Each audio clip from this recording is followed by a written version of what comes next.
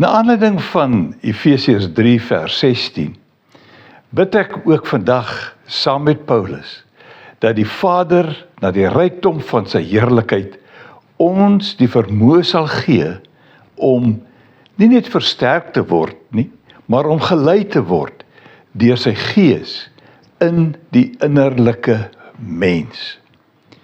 Nou, lyding is 'n baie interessante faset van die rol van die Heilige Gees.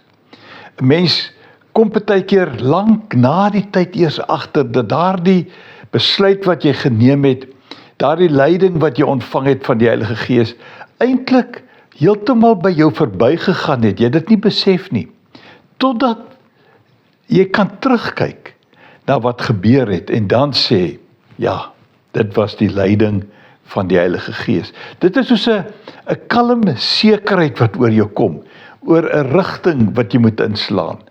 'n Besluit wat jy neem, wat jy net weet, dis die regte ding om te doen.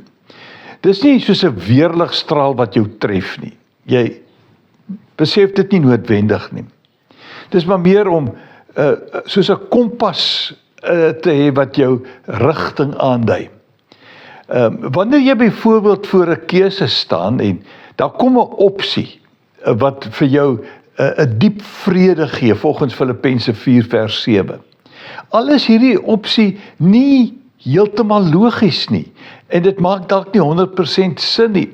Dis net soos 'n hand op jou skouer wat vir jou sê, jy word in die regte rigting gestuur.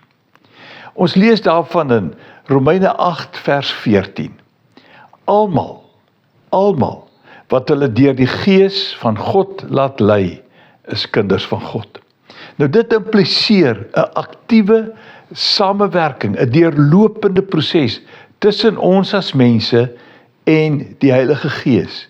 Dan kan hy ons lei, dan word ons gehelp om die regte besluite te neem en agterna te kan sê, dis die Here deur sy Heilige Gees wat my gelei het. Kom ons wees meer sensitief hiervoor. Kom ons let dit op en al gee ons agterna daarom ten minste eer aan die Here vir die feit dat hy ons deur moeilike omstandighede gehelp het, deur sy leiding om die regte besluit te neem. Loop mooi.